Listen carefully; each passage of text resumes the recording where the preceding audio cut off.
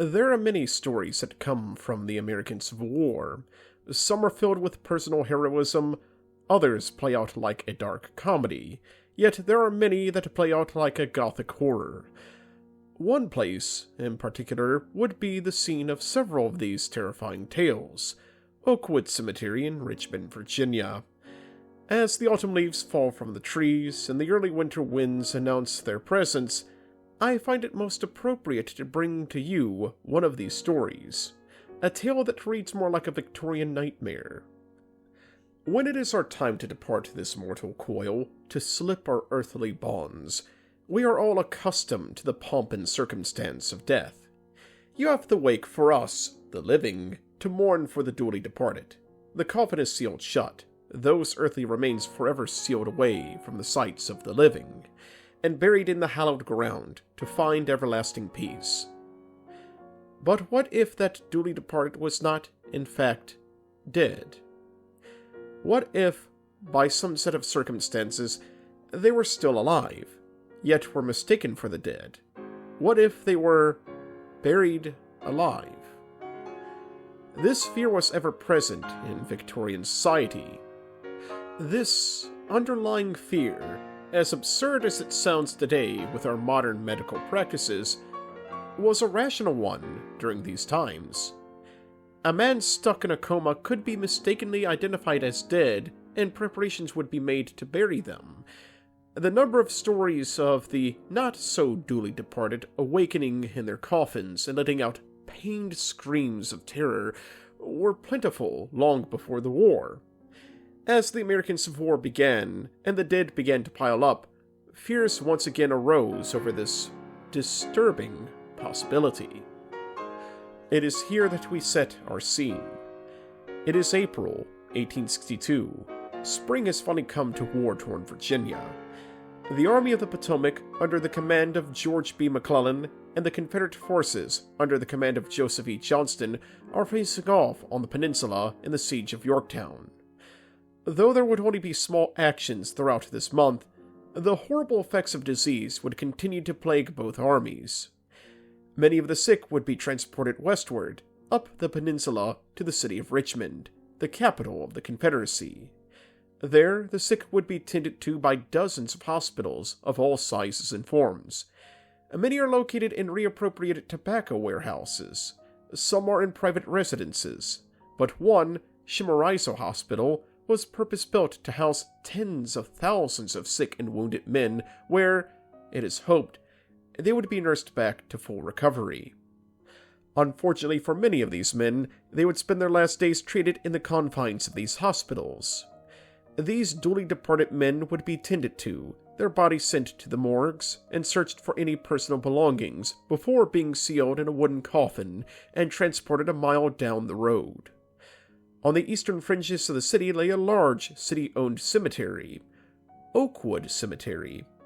In August 1861, the Confederate government was able to requisition land for the burial of the war dead, conveniently located close to the entrance to the cemetery. By the end of 1861, cemetery keeper John Redford testified that over 500 men had been laid to rest. The numbers would continue to grow at a frightening rate, almost exponentially. The Richmond Dispatch, one of the largest newspapers in the city of Richmond, published an article on April 28th, providing an account of rumors circulating about this most Victorian of nightmares. Most, if not all, of the soldiers who die in the various hospitals located in the city are interred at Oakwood Cemetery in the eastern suburbs. It cannot be supposed that when so many men are to be attended to, that all can have that care and attention bestowed on them that they would get at home or here under more favorable auspices. Consequently, many become food for worms that might otherwise be living. It does seem, however, eminently proper that when, to all appearances, the poor volunteer has shuffled off this mortal coil, his body should be retained a sufficient length of time to put the truth beyond doubt. We fear this is not always done. Anxiety for the living swallows up respect for the dead, and the remains of the latter are often hurried too precipitately to the place of interment. It would seem that there should be attached to each hospital a place for the temporary deposit of those who die or are supposed to have died from disease. We are led to make those suggestions from having heard that, on 2 occasions recently, parties who were about being subject to the rites of burial in Oakwood Cemetery had signified their disapprobation of the proceeding while on their way thither.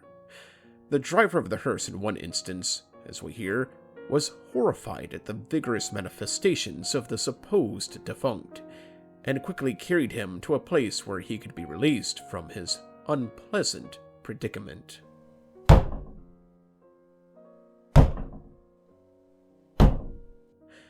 In another instance, as we learn, Mr. Redford, keeper of the cemetery, having undoubted assurance from the knocking and exclamations of the subject, opened the coffin and sent the supposed dead man back for further medical treatment. While attaching no blame to anyone, the matter is mentioned in the hope that it will induce a caution that experience has abundantly shown to be necessary. This story prompted an investigation by the Dispatch on whether these rumors were true. Ultimately, these rumors were found not to be true, and the Dispatch rather subtly admitted this in the following days. Though mistakes could happen, and did occur, in these medical facilities, they took great care to ensure that the duly departed was truly departed. Even so, the fact these rumors popped up and circulated around to the extent it was published in the newspapers stands as a testament to how deeply ingrained the fear of being buried alive remained. In spite of this fear being imagined, this fear had been fed by the dark reality of the war and its ever-growing death toll. Oakwood Cemetery would not be excluded from those dark realities. In fact, it would become its embodiment. There are more terrifying tales to tell of this place. However, my dear audience, I believe I've left you with enough for this year. Maybe another year, when the time is just right, I will bring you another terrifying tale. Until then, I bid you a good night and a happy Halloween.